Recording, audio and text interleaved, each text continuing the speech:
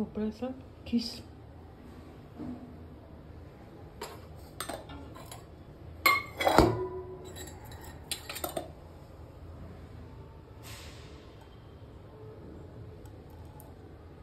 दोन चमचे तूप टाकले.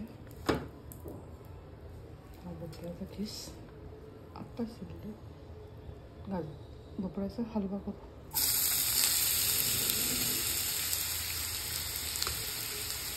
छान लागतो, करून बघा.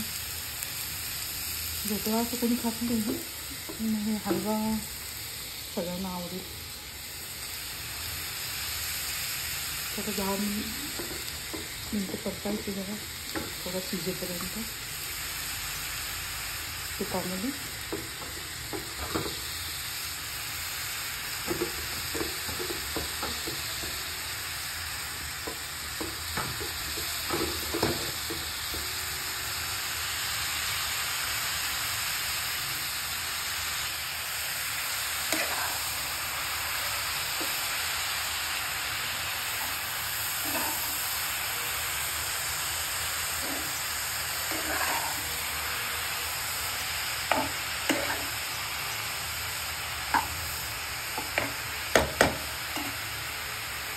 परतायचं भाजायचं.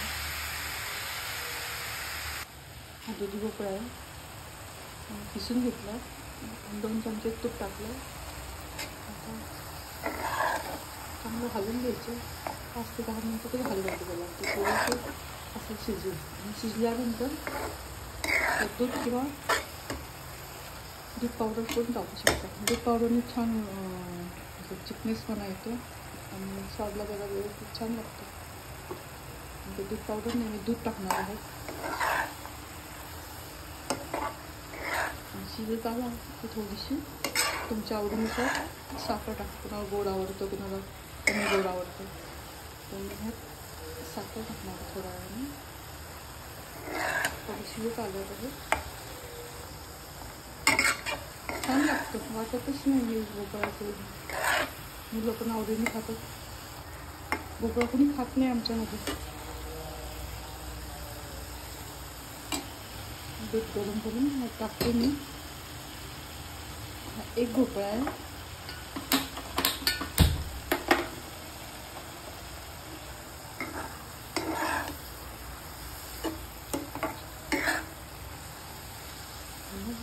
दूध टाकल्यानंतर थोडं शिजून द्यायचं. दूध टाकल्यानंतर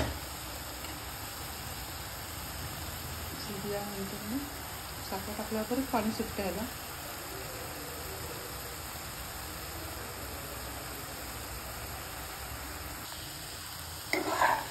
बरंच शिजत आलं होतं. त्यात मी दूध टाकते.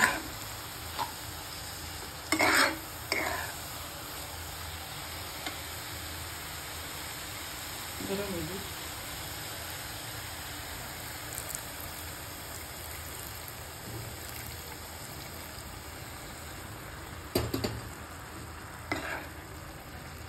आधी शिजेल चांगलं.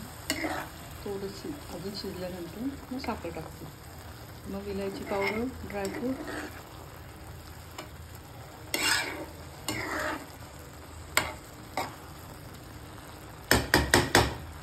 थोडं शिजून देते चांगलं छान होतं. साखर टाकते. दूध पावडर पण टाकू शकता तुम्ही. टेस्टला खूप छान लागते. हे आमच्या वहिनीने मला शिकवलं. भोपळाचं कधीच केलं नव्हतं. मला असं वाटायचं की कसं लागतं, काय लागतं. पण इतकं सुंदर लागतं ना की असं वाटतं भोपळ्याचं भाजीपेक्षा हलवा छान लागतो.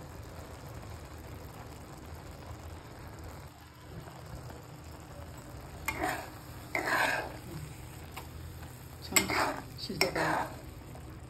काही वेळ लागत नाही शिजायला. आता हे तुम्ही तुमच्या गोडीप्रमाणे तुम्हाला जेवढी साखर पाहिजे तेवढी साखर टाकायची. कमीच टाकते मी साखर, जास्त नाही टाकत. आता त्याला परत पाणी सुटतं.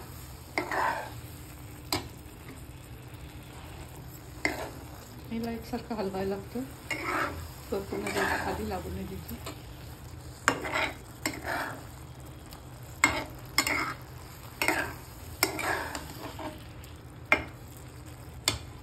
कलर घेतला मी थोडासा, थोडंसं पाणी टाकायचं. हा हिरवा कलर आहे, थोडंसं पाणी टाकते मी.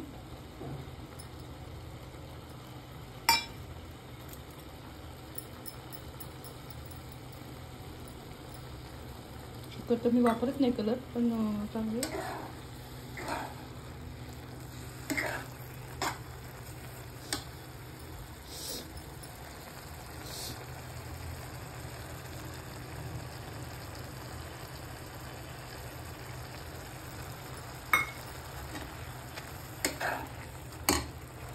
थोडंसं कलर टाकू, जास्त नाही टाकणार मी.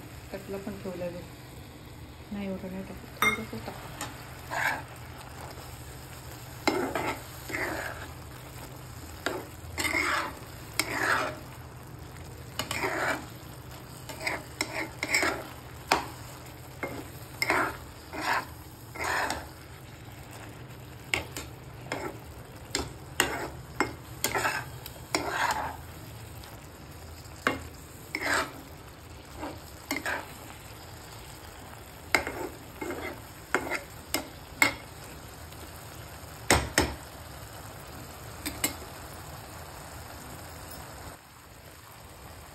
कसा कलर आला हिरवा, छान दिसतं ना. थोडं आता बदाम काजू टाकायचे, विलायची 2 फोडून टाकणार आहे.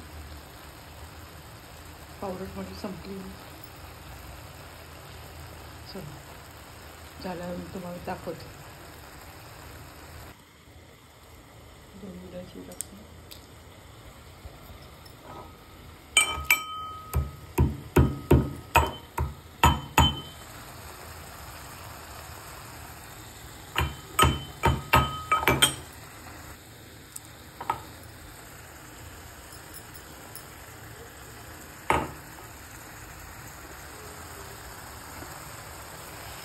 तुम्ही पावडर पण टाकू शकता विलायची.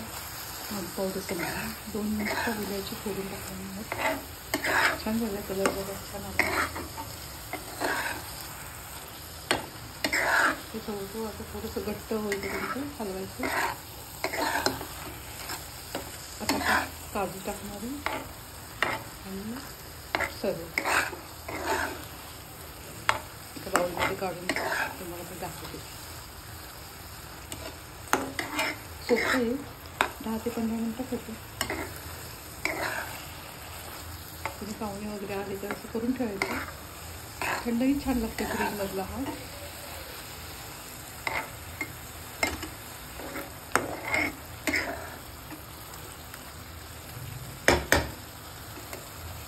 छान लागतो, करून बघा तुम्ही. आवडलं तर शेअर करा, सबस्क्राईब करा.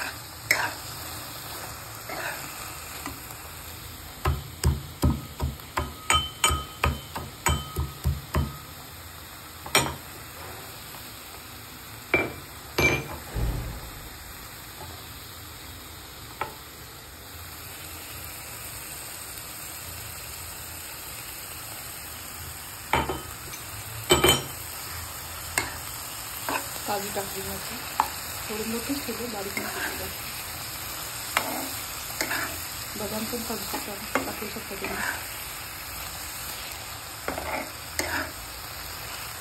छान लागतं. बरंचसं सुकं लागतं बघा, शिजलं पण छान.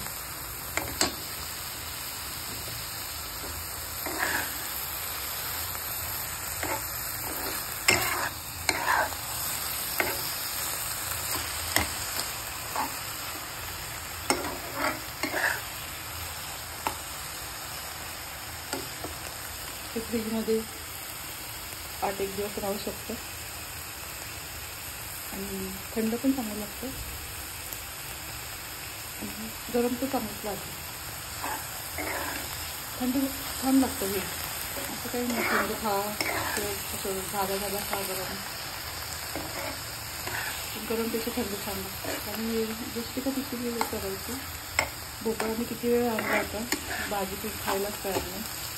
असं गोड पदार्थ लागतोच नाही जेवण झाल्यानंतर. असं करून ठेवायचं फ्रीजमध्ये. जेव्हा पाहिजे तेव्हा गरम करून छान येतं. असं खाल्लं की चालतं. आणि गोड पदार्थात एक चिमूटभर मीठ टाकायचं. ते एवढंच.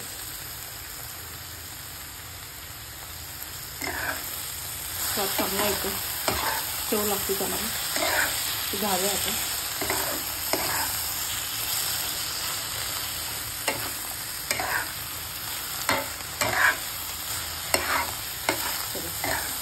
आज नवमीचा देवीला प्रसाद.